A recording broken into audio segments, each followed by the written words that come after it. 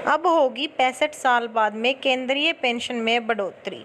नमस्कार दोस्तों, आप सभी का हार्दिक स्वागत है आपके अपने YouTube चैनल पर। तो दोस्तों, आप सभी का ज़्यादा समय न लेते हुए रुख करते हैं आज की इस ताज़ा खबर की तरफ। आपसे रिक्वेस्ट है कि आप इस वीडियो के अंत तक ज़रूर बने रहें, क्योंकि यह वीडियो आपके लिए बेहद ही लाभदायक साबित होने वाली है। जो संसदीय स्थायी समिति की सिफारिश की केंद्र सरकार के पेंशन भोगियों की जो आयु थी, उसके अनुरूप पेंशन में वृद्धि 80 की बजाय अब 65 वर्ष से ही लागू हो जाएगी। केंद्रीय वित्त मंत्री के सक्रिय विचार के समक्ष केंद्र ने संसद को सूचित किया है कि केंद्रीय पेंशन विभाग ने सिफारिशों की जो विस्तार से जांच की है और वित्त मंत्रालय को प्रस्ताव सौंपने से पहले इसमें शामिल अतिरिक्त वित्तीय दायित्व का आकलन भी किया है। दोस्तों, वर्तमान में एक व्यक्ति को 80 वर्ष की आयु प्राप्त करने पर मूल पेंशन में लगभग 20% की वृद्धि मिलती है। यदि नई सिफारिशें लागू की जाती हैं तो यह वृद्धि 65 साल की आयु में मूल पेंशन में 5%, 70 साल में यह 10% और 75 साल में कम से कम 15% की वृद्धि होगी। पेंशनभोगी संगठनों का यह लंबे समय से लंबित मांग है कि उनकी जो पेंशन है वो उम्र 65 से ही वृद्धि करनी स्टार्ट कर देनी चाहिए। छठे केंद्रीय वेतन संशोधन आयोग की सिफारिशों के अनुसार वृद्धि के लिए ऊपरी आयु सीमा है वो 80 प्लस निर्धारित की गई थी। संसदीय स्थायी समिति ने देखा है कि पेंशन भोगियों को एक ऐसी परिस्थितियां प्रदान की जानी चाहिए जहां वे किसी पर बोझ न बने बल्कि अपने दम पर खड़े रह सकें। जो पेंशन की उम्र है उसमें बढ़ने से पुरानी पेंशन योजना बहाल नहीं होगी। केंद्र सरकार ने एक साफ कह दिया है कि जो पेंशन है उसकी उम्र बढ़ाने की योजना नहीं बना रही है। केंद्र ने सांसद को सूचित किया है कि वह राष्ट्रीय पेंशन योजना यानी कि एनपीएस के स्थान पर पुरानी पेंशन योजना ओपीएस को वापस नहीं लाएगी।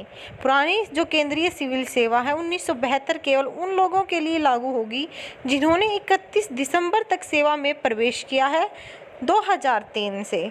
सभी पेंशन भोगियों को एक छतरी के नीचे लाया जाएगा। संसदीय स्थायी समिति ने सिफारिश की और कहा कि रक्षा, रेलवे, दूरसंचार, डाक क्षेत्रों के सहित सभी केंद्रीय पेंशन भोगियों की जो केंद्रीय पेंशन विभाग के दायरे में लाना चाहिए।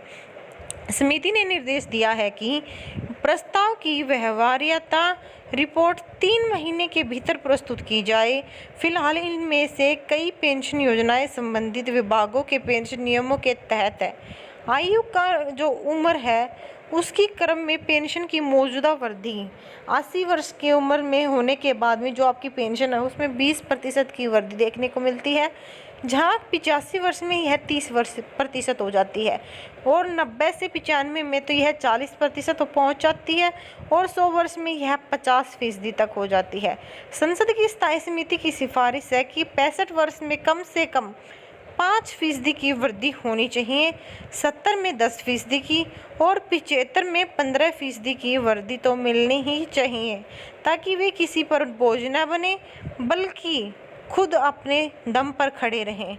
और दोस्तों, यह बात तो बिल्कुल सही है कि 65 वर्ष की उम्र करने के बाद में पेंशन में है वो वृद्धि कर देनी चाहिए, क्योंकि 100 वर्ष तक तो कोई इंसान जिंदा अभी तो रहता ही नहीं है। लगभग 65 वर्ष की उम्र ही अब सबसे हाईएस्ट उम्र मानी जाती है। तो दोस्तों, आपको क्या लगता है कि कर्मचारियों ने जो मांग की है कि उनकी पेंशन में जो वृद्धि है वो 65 वर्ष से ही शुरू हो जानी चाहिए, तो आपको यह कितनी सही लगी?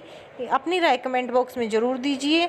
और आप भी चाहते हैं कि वृद्धि हो तो आपसे रिक्वेस्ट है कि इस वीडियो को ज़्यादा से ज़्यादा शेयर करिए ताकि सभी इस बात से अवगत हो सकें और एक साथ मिलकर अपनी आवाज़ उठा सकें।